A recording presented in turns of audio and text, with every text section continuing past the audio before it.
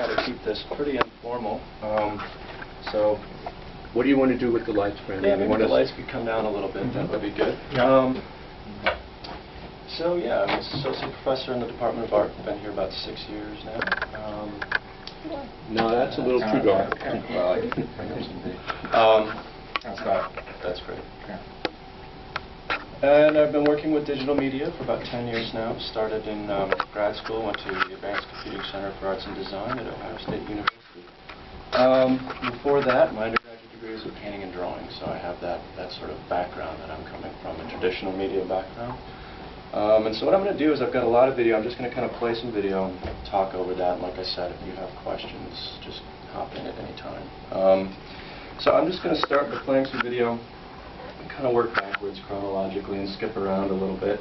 I'm going to start with some work from last year, from the show I did here in D.C. at Connor Contemporary downtown.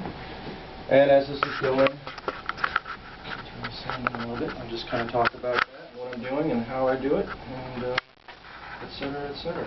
So, as this is playing, I'll just kind of come back to a little bit of my background and how it sort of informs the work that I do. So, like I said, I have a background in painting and drawing and traditional media, and that even though I've always wanted to work with digital tools, that background in painting is sort of really informed in a lot of ways what I do digitally.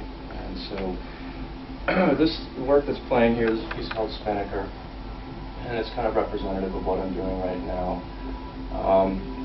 And basically the way that I'm working, I'm using some animation software, procedural animation software, and setting up systems that I let run their course. It's basically I'm setting up simulations and letting those run. So in this particular show, it was a lot of one type of system devolving, going through entropy and becoming kind of chaotic and becoming a mess. And so this work right here, this is pretty self-explanatory, and this will speed up. It's about a 16-minute piece, but these are just excerpts from it.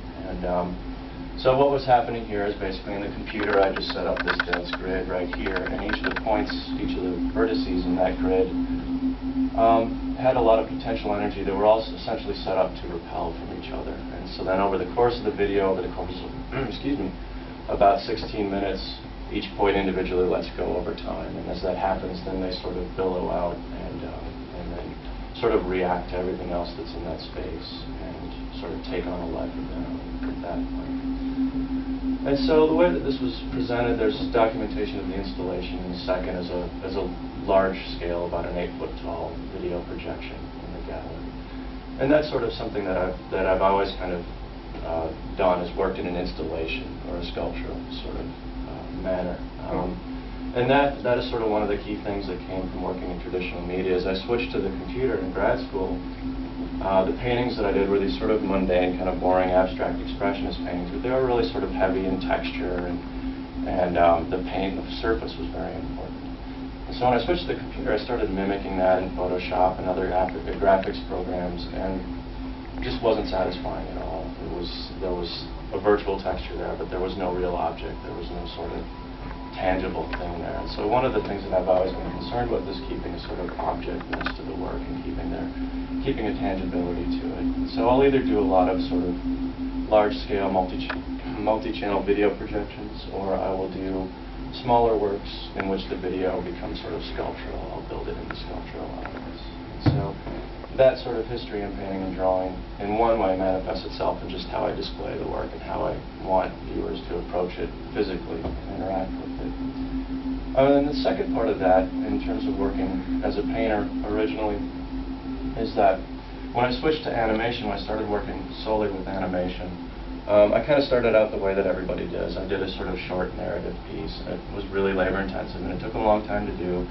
And in the end, I was really unhappy with it because it was my hand as an author was too much in it. I was telling people, look at this, and because this happens, the next thing happens, and it became very linear and sort of a closed loop, the period at the end of the sentence. So the piece finishes, you've gotten the whole idea, and you're free to sort of forget about it. So what I became interested in after that was doing work that had an open-ended feel. There's a narrative to it, but it's not a specific narrative. It's the sort of narrative of behavior of objects in the computer having behaviors, and then just going about what they do. And then the pieces tend to sort of loop in a way that you can stay with them as long or as short as you want. And so this piece does have a definite sort of sequence. When it billows out and collapses, it kind of repeats itself. But a lot of what I do, I try to keep it so that it loops in a way that you can stay with it. If it's a 5-minute piece, you could watch 10 loops of it, or 4 loops of it. You can stay with it as long or as short as you want. And that comes, I think, from my background in painting and wanting to be able to, when I look at a work, I want to be able to navigate it on my own terms and at my own time. And the sort of short narrative animation really set up too much of a constriction on the type of things that I wanted to get across. So, this is the Big Bang. Or no, this is Spinnaker. Let me just kind of... Documentation is a little bit exhaustive here. The pieces tend to be a little bit long, and documentation is always difficult because I want to get the whole thing in there, but then a documentation form becomes sort of tedious after a while. So this is the piece installed, projected on the wall, and sort of right in the corner of the space downtown. There's a kind of, it's almost a kind of silhouette aesthetic. Was that important to you? Well, in this show, I've always been working with sort of emergent behavior and then that sort of action and reaction type of simulation. A lot of the earlier work was more based on how that occurs, natural phenomena. So I did a lot of weather stuff, a lot of cloud formation and things like that. But what I'm really more interested in is that idea of action, reaction, and behaviors. And so these pieces are much more pared down. They're much more about just setting a system going and seeing what happens. So the sort of black and white digital kind of aesthetic to it was to sort of strip out the representation stuff and just kind of try to show the behavior that I wanted to show. This is a piece called Parade of Images. And it starts out as black screen, as you can see, and then over the course of about 10 minutes, I think, a sort of invisible, turbulent field comes into the space, in 3D space. And as it does that, this black field is actually comprised of thousands of these individual strands. So as that turbulent object goes through there, it releases them, sets them in motion, sets them on their course. There's a little bit of sound. Where do you draw the algorithms and behavior models from?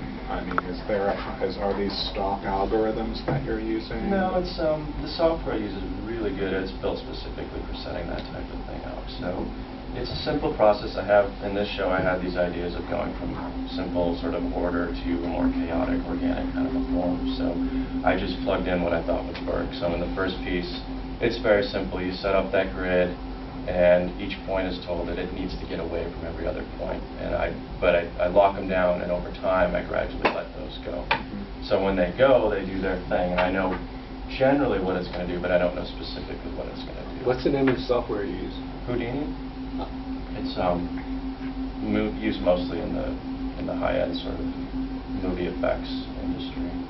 But the guy who runs the company is pretty interesting. He's very into sort of electronic music and that. So this software, well, it's used mostly by studios, has all this great stuff built in. You can take in MIDI, you can have the stuff happen in real time and be interactive. There's audio synthesis built in. All of the stuff that has no need to be there for these studios, but he put it in there. So they've got kind of an interesting mentality. Do you do interactive pieces? No. Is there a reason I teach for an that? interactive course, but I don't do interactive work myself.